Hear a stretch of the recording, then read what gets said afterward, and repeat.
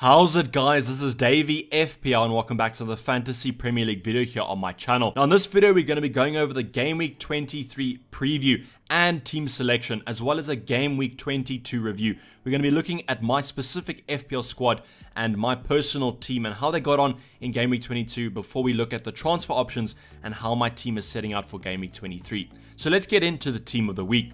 Thank you to OneFootball for sponsoring this video. Link down below if you do want to use my download link to download this wonderful app.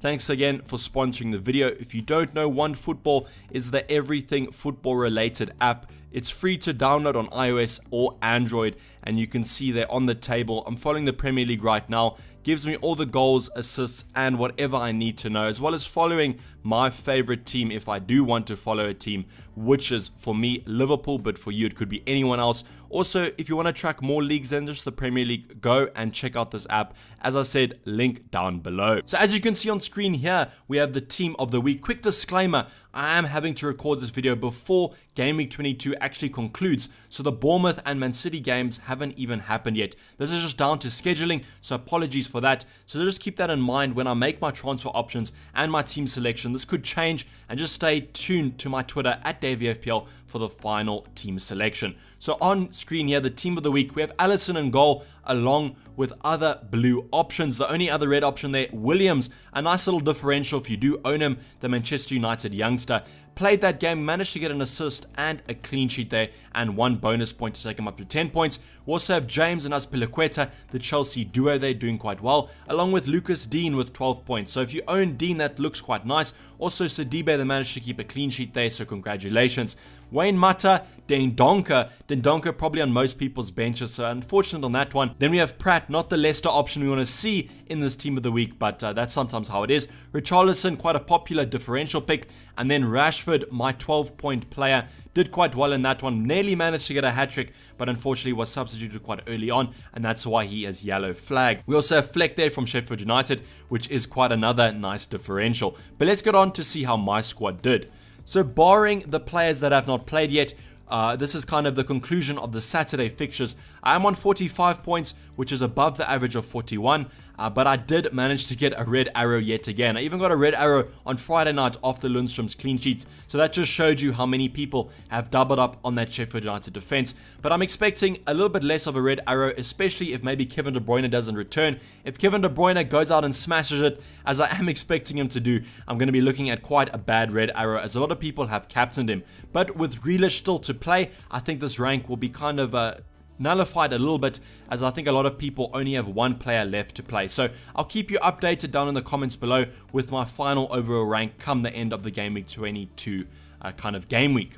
Going on to how the squad did, we have Guaita in goal with 3 points. I was just really happy with that one save point that he managed to get. I always thought that Arsenal would concede, but the really annoying thing about Crystal Palace, and you can see over the past couple game weeks, is they only concede one goal. So one goal and then that clean sheet is gone. I think they've kind of swapped with Liverpool, how Liverpool were always conceding one goal and now they're getting all the clean sheets. Crystal Palace used to get the clean sheets, but now they're conceding one goal. So Guaita against Man City next game week, not holding thumbs for that one, as I do think they'll concede quite a couple, but hopefully Guaita gets some save points. The rest of the defense is Lundstrom with 6, along with Trent Alexander-Arnold. Really happy that they managed to get some clean sheets there, and we started off the game week with kind of a nice 6-point appearance. Soyuncu against Southampton. Southampton played so well against Leicester and kind of played them out the park, so it was quite a surprising loss of clean sheet there. I always thought that they might score, and probably Danny Ings would be on the receiving end of that, but I thought that Leicester would still win the game, which unfortunately they did not. But with Soyuncu with 1 point, I don't really think Rico or Kelly would have done better than him, so I think it was always fine with starting him. The rest of the midfield is Mane with 3 points. A little bit disappointing that he didn't get on the receiving end of any attacking returns, but it was quite a tough game there in the end. Only 1-0 for Liverpool. Mohamed Salah managed to get the assist and Firmino the goal, so kind of the worst combination there for my FPL squad.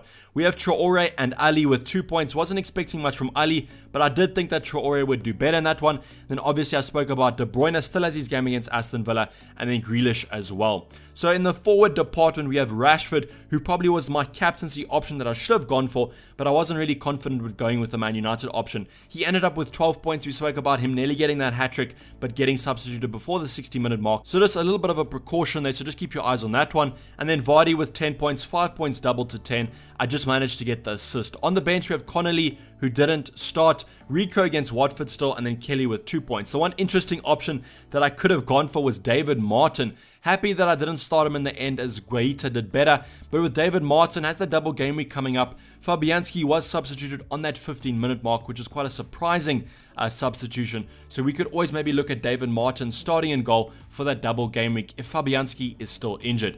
But let's get on and look at the transfer options.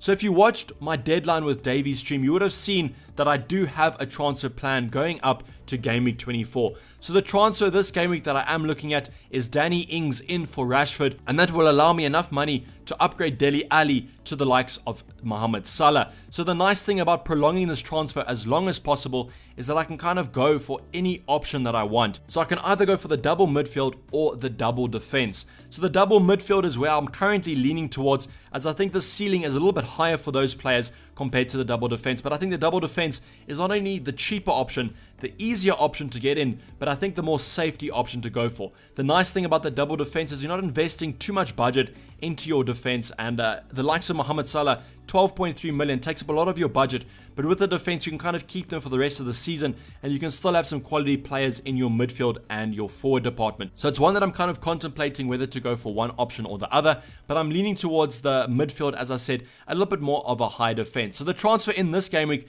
is going to be Danny Ings. It's a transfer that I might have already made, you'll see in the team selection, but with Danny Ings, I spoke about in the preview, I do think he's probably the one of the most essential players in FPL right now. He's a real rank killer and he keeps on performing, and I think with these fixtures coming up, as we spoke about in the preview and as you can see on screen right now, he has some really nice fixtures coming up. So I do think he's one of the most essential players to bring in, and I think just under the Liverpool assets, he's probably the transfer that you wanted to be looking at for this game week or the next one. But let's get on to my team selection. So as you can see on screen there with the team selection, I have made the transfer. I actually made the transfer on Saturday night of Game Week 22 because of his price rise. I did confirm it over Twitter, so apologies if you missed it, but I just think that keep those notifications on my Twitter page at Dayvy FPL. But the rest of the defense is going quite well. As you can see, Martin in goal. So I've opted for Martin over Guaita. Something I'll just be looking at in the press conferences come the end of this week. But I think the Everton fixture at home is a lot better than the Man City away fixture for Guaita. So hopefully Martin does play, and that'll be quite nice to have him for the double game week, as I'll have a double game week keeper. And I know not many people will have a double game week keeper. A lot of people went for Fabianski, and if he is injured for that one, that's quite unfortunate. The rest of the defense, I've opted for Lundstrom, as Aubameyang is going to be suspended for that red card. So I think their attacking threat is going to be a little bit nullified, and I do think that Sheffield United can do quite well in this one. The one thing about Lundstrom that I'm a little bit worried about is rotation. So he hasn't been performing that well recently, so I do think that he might be benched in this one, and that'll be quite unfortunate if he does come off the bench and get a 1-point appearance. Alexander-Arnold against Manchester United. I think that the Liverpool assets can keep a clean sheet against the big boys. I'm classifying Man United as a big boy, as they are stereotypically one of the top 6 sides. But with Alexander-Arnold, always gets forward, and if Man United sit back quite a bit, then I think they're going to be inviting that pressure from the fullbacks on, and then hopefully Alexander-Arnold can do quite well. We have Sionku against Burnley, which I do think could be a clean sheet here.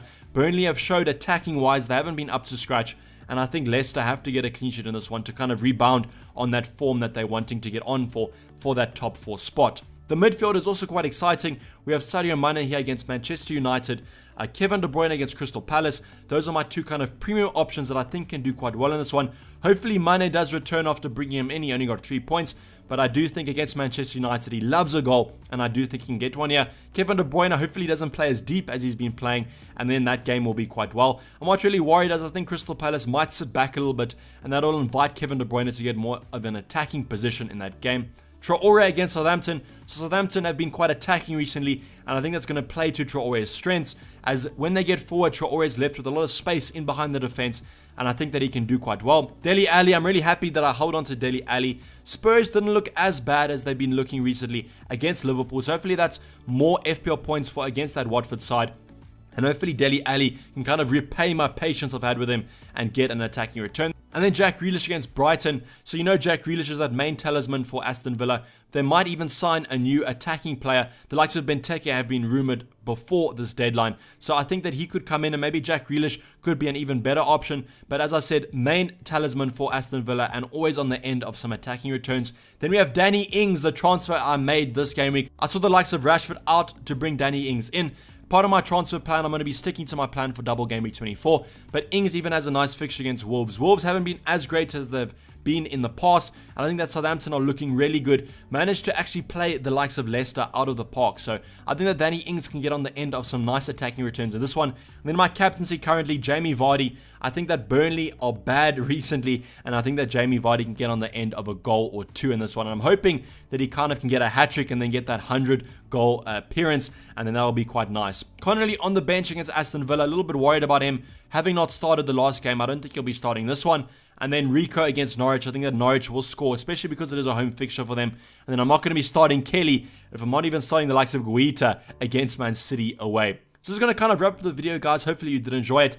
And hopefully I've answered some of your questions. Yeah, and Danny Ings is finally in, so I'm really excited to own him. Hopefully I haven't jinxed him, as I said over on Twitter. But please like the video if you did enjoy and subscribe if you're new or have not subscribed yet. There won't be a deadline with Davy's stream, unfortunately, for this game week, but stay tuned for the next game week when they will be.